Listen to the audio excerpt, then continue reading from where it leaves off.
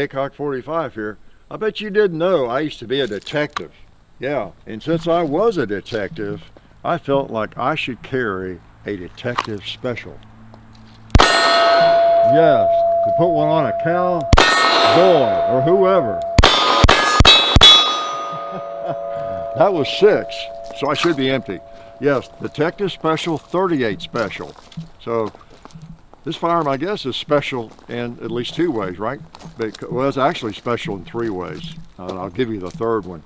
But yes, it's the Detective Special 38 Special, and it was made, this one, in 1981. Yes, this is part of the 3rd generation. I'll link to the first video we did on a little, an older 38 Special in a 32 caliber.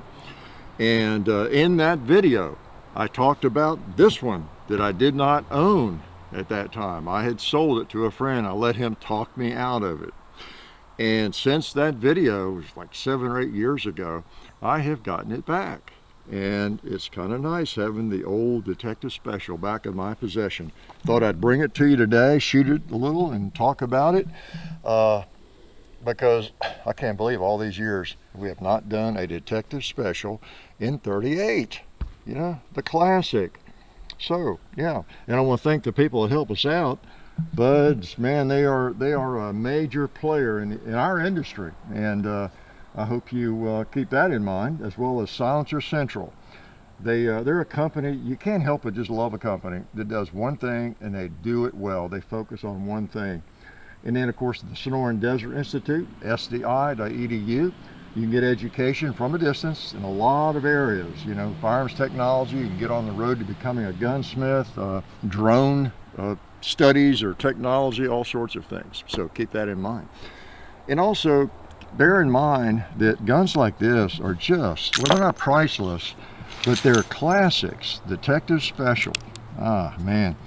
Colt, like Smith & Wesson, they were pretty smart about naming their guns. You know, like Colt had the Chief Special. Well, that came out in the 50s, I guess. You know, a little firearm that a police chief might carry, right? And this might be a firearm a detective would carry. So you name your firearms accordingly. And doesn't hurt, does it? May sell more of them. And this is a 38 Special, as I said. It's not a 357 Magnum. And some of you right now are thinking, oh no, yeah, that is a cool gun. It is a classic, but you know, it needs to be a Magnum. It needs to be a Magnum. Well, I don't know. I like powerful rounds and big rounds, you know, as much as anybody, and fire them a great deal. But I'll say most, I think I'm correct, most people who have a small 38 or a small 357 Magnum are probably packing 38 Special plus P. I mean, that's what I do. And if, you know, anybody who doesn't do what I do, they just brainless, don't you think? No, really, they do. Even the FBI, you know, in that Model 13 that I dearly love, and you have seen here a few times, that wonderful K-frame Smith that the FBI carried, that 3-inch gun, for years. Most of them carried, this was one of the I don't think many of them carried Magnums. They carried 38 Special plus P, based on what I have read. Now, I'm sure some carried Magnums. But so it's not like you're you're unarmed because you're just carrying a measly 38 Special. That's got some punch to it. Can you hear it? Can you feel it? Probably not. This guy can. It'll even smoke a pot, I imagine. I'm on my gravel on the hill here. Oh no. I almost missed it, or I did miss it. By the way, in a lot of videos, I think people think, boy, poor old Hickok, he's getting feeble in his old age. He kind of barely walk. I'm on gravel, and I'm on blacktop, and it's uneven and all that kind of thing. And so I'm carrying a gun, sometimes a loaded gun, and so I just am careful as I amble. I really do amble, not because I have to amble. Not yet. That might be coming, right? Coming for all of us. So yeah. This is pretty cool, shooting just 38 Special, 38 plus P, a little Steinel. I don't know what else I had in just range ammo. I couldn't find any Underwood that I had in 38 Special. I don't load 38 Special, don't hand load it, never really have. I just load down some 357 cases if I want a lighter load, and I just buy or get donated 38 Special, okay? But this is a cool gun. I told you it was special in maybe more than 2 ways. I did forget what I told you, okay? It's special in the fact that I got it back. You know, it's just really neat. Like I said, I sold to a friend of mine, let him talk me out of it, and asked him about it a time or two, how it was doing, and kind of was hoping he'd want to part with it again, but I didn't pressure him. Well, lo and behold, about a year ago, I guess, we were going out to Tulsa to the gun show. I was loaded up again, and I don't know, he was taking some guns to trade maybe, and he had this with him. He was going to take it to possibly trade. You know how you do, if there's a firearm you're willing to trade, you're not dying to trade it maybe, but you find something you really want to buy to offset some of the costs. Well, he was going to take this with him, and guess what? I bought it before we got there. I bought it back, and so it is kind of special. And I don't know if I can pinpoint when I bought it, but it was, gosh, it was in the 80s, I guess. Yeah, so I missed it. It was gone for at least 10 years or 20. What else needs to be shot? How about that guy? Yeah.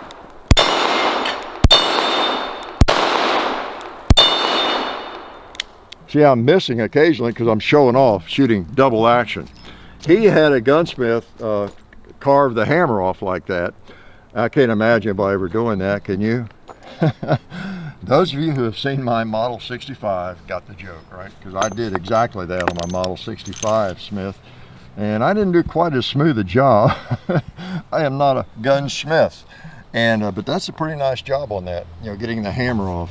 So now in mine, I can cock. You could cock that one, but yeah, mine's a little easier to get on if I want to cock it, but you don't really need to. For a defensive pistol, you need to learn to shoot the thing double action, okay? I promise. And speaking of, let me load it up and shoot it from the holster. Speaking of that, I remembered to put on my flapjack holster that I got from Alabama Holster for this gun. Appreciate their support. Great little holsters. I got my phone in one, and I've got my Detective Special in their flapjack. I really like this. It looks bigger than this gun, but it's kind of a minimalist holster. If you've got a big old 1911 or a bigger revolver, whatever, it's still, you know, kind of the same size, but it keeps it secure. I like that. Appreciate Alabama Holster. And I didn't smoke enough pot yet. Let's do that. Right here. Yeah. A little bowling, yeah. It's a nice thing about things like pots, and bowling pins. You can shoot them up close, as long as you're not shooting a BB gun at them or a shotgun, something that will bounce off. As long as it's something that will penetrate, you're good, okay? And of course, that's one of the nice, I don't shoot paper a lot, but it is one of the nice things about paper. If you've ever done USPSA, things like that, you know what I'm talking about. There'd be a stage where you run through some little hallway and makeshift thing, and you come out this door and there's a target right there, you know, like literally 3 feet in front of you, and you boom, boom, boom, boom, and you can shoot something up really close. And you can't do that on steel. Unless you have a death wish, yeah, or you have a wish to be blind or something like that. So yeah, these were started making these. I'll link to the first video where I gave more the history of the Detective Special. But I think 1927 were the first generation, and you know, and the second. This is in the third from 73 to 86, I think. And I bought this, or it's an 81 model. I think I bought it around. Well, yeah, no, 73 to 86. No, it's 81. Yeah, I looked up the serial number. I was about to say something stupid there. Imagine that. And so, let me put my thinking cap on. It was made, this particular gun, in 81. So I bought it either in 81 or after that. Anybody want to question that? Yeah, I didn't think so. I'll shoot it one more time, get you out of here. Yep, appreciate your all support, and it's great to have you along when I shoot this thing some, because I have too many cool carry guns, don't I? I really do. Little revolvers, automatics, you name it. And the Detective Special, again, I'm repeating myself from the first video on the other earlier model in 32, but they're all steel except I think the 4th generation was an alloy, aluminum alloy frame maybe. But they're neat little guns. They're steel. They're a little bigger than a J frame. They're a little smaller than a K frame, but they hold 6 rounds, so that's pretty cool. That might be where Kimmer got the idea. You know, they make that little K6 that holds 6, and it's kind of the same size. It might be even a tad smaller, but maybe they learned from this that it can be done. All right, these are my last rounds. I'm just gonna do a little weak hand double action, a little strong hand double action. Cool little gun, and I'm glad you could experience it with me. It has Pacmire grips on it, and it's good to have it back, really. It's like it never was gone, because I did see it occasionally when my buddy had it, and he used it as a defensive gun for a long time. It was his carry gun, his wife's defensive pistol, revolver, so it's had a fair amount of use. It's not in perfect shape, but it's in, I mean, in terms of the finish. But it's a good old gun. Colt Detective Special. It has become a classic.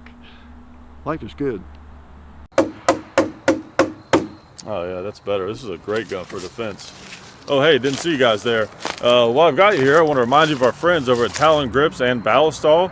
Talon Grips makes grips, can you believe it, for all different types of firearms. You can get rough texture or more of a rubberized texture.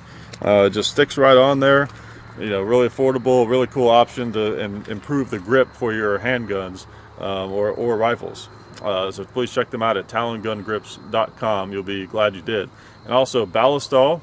Dad has been using Ballistol for many years. It's a cleaner and a lubricant, and it's non-toxic. It works really great, and we're happy to have them on board since it's been a part of our shooting endeavor for a very long time. So go to ballistol.com, talongungrips.com. And also, while you're out there, I'm juggling all these things here. Also, while you're on the internet, please do check out our other social media like Hickok45 on Facebook. There's also Hickok45 on Twitter, The Real Hickok45 on Instagram. There's a John_Hickok45 on Instagram where I do some things. There's Hickok45.com. You can find us also on Gunstreamer. So check out all that stuff and then watch more videos.